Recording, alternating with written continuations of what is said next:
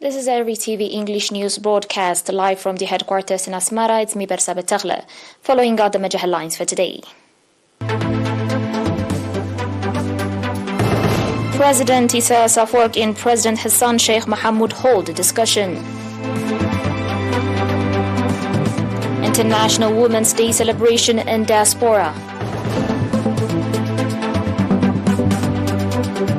Li Chen, new premier tasked with managing China's economy.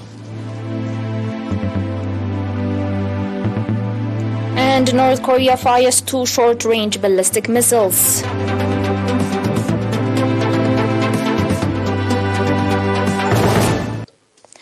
On your local news, President Isaias Afwerki and President Hassan Sheikh Mohamud of the Federal Republic of Somalia held extensive discussion at the State House yesterday evening, focusing on strengthening bilateral relations and regional issues of interest to the two countries. At the meeting, the two leaders agreed on the imperative of seeking enduring solutions to Somalia's problems by the people of Somalia themselves without interference of external forces.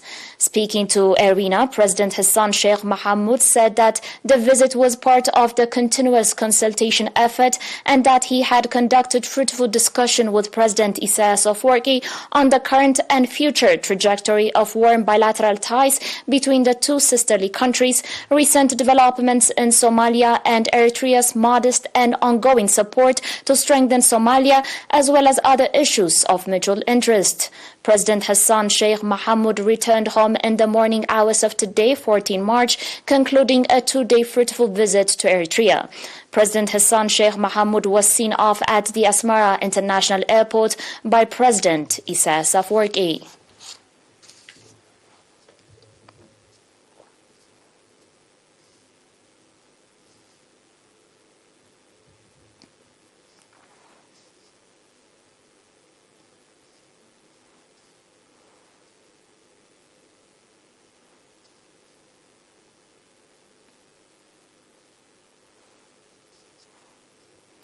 Nationals in the UK and Northern Ireland, as well as Israel and France, enthusiastically celebrated the International Women's Day under the theme Eritrean Women Unwavering and Undertaking Sweats to Cultivate.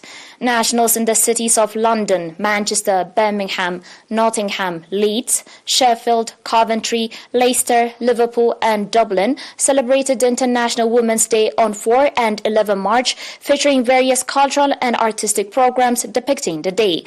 At the celebratory event in London, in which Mr. Stefanos Habtemariam, Eritrea's ambassador to the UK and Northern Ireland, took part, Mr. Tawalda Yohannes, head of public and community affairs, indicating that this year's International Women's Day is being celebrated at a unique period in the history of Eritrea, called for reinforced participation of women in general and the diaspora nationals in the national affairs.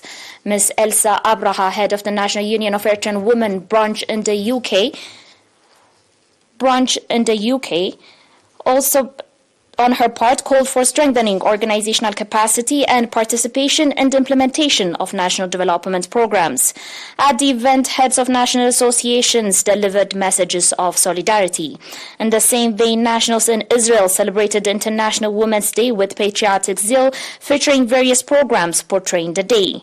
Speaking at the occasion, Mr. Solomon Kinfe, charged affairs at the Eritrean Embassy, explaining on the role of the Eritrean women in the armed struggle for independence and in safeguarding the national sovereignty, as well as in the implementation of the national development programs, called for transferring the shining history of the Eritrean people to the young generation. Likewise, nationals in Paris, France, celebrated International Women's Day with patriotic zeal, featuring various programs portraying the day.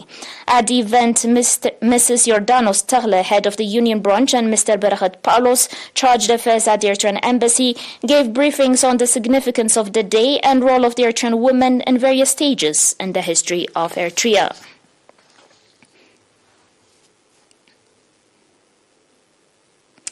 Awards have been provided to female students in Foro Subzone that scored higher points in the 8th grade national examination. Speaking at the occasion, Mr. Usman Ahmeddin, head of the National Union of Eritrean Youth and Students branch in the subzone, said that encouraging outstanding students is one of the priority programs of the union branch and that strong effort will be exerted in cooperation with partners to develop the overall capacity of female students.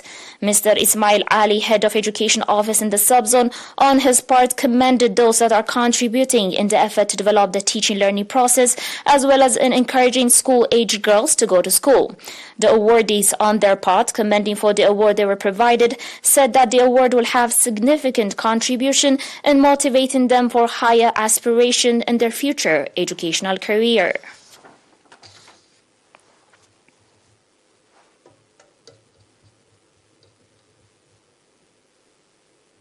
That was all with your domestic reports, dear viewers. We'll be back with your international news after the short break.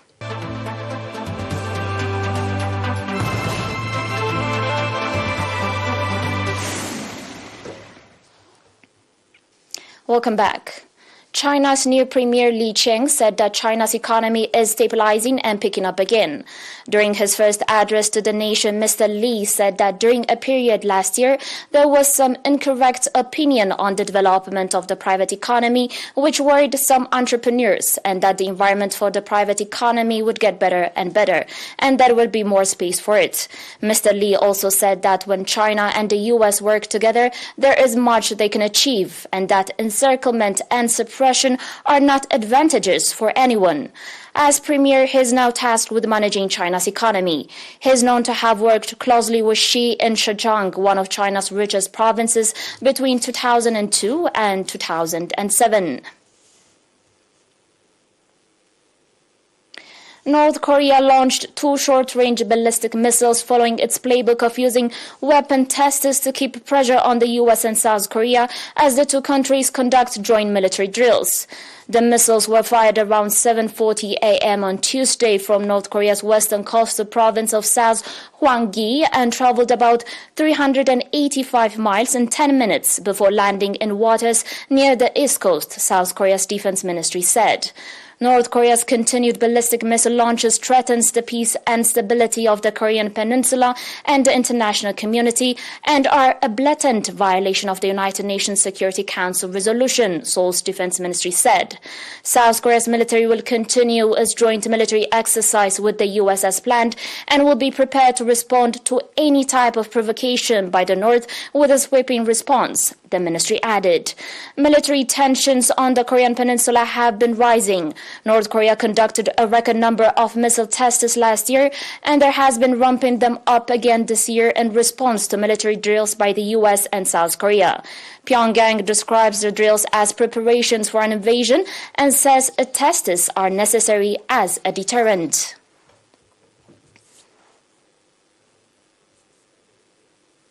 On your final report, speaking at Naval Base Point Loma in San Diego on Monday, U.S. President Joe Biden, UK Prime Minister Rishi Sunak, and Australian Prime Minister Anthony Albanese announced plans for a new class of submarines, SSN AUKUS, that will be built in the UK and Australia with U.S. technology and support in the late 2030s or early 2040s.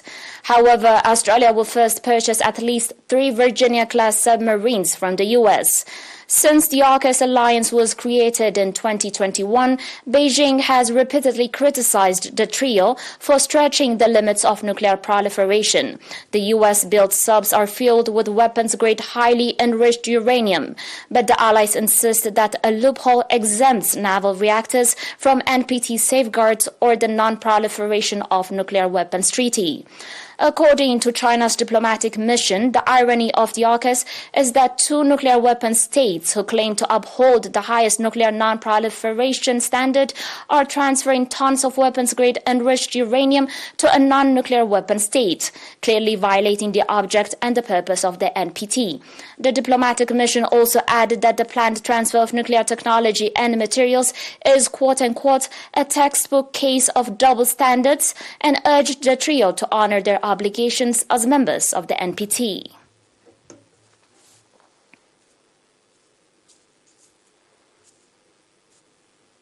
You're still watching us on ERi-TV, dear viewers, and now recap of the major headlines. President Isaias Afwerki and President Hassan Sheikh Mohamud hold a discussion. International Women's Day celebrations in diaspora. Li Chen, new premier tasked with managing China's economy.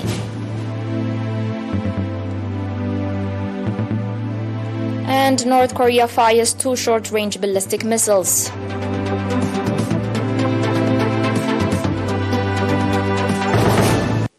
Dear viewers, that was it for today. Thanks for watching and have a good one.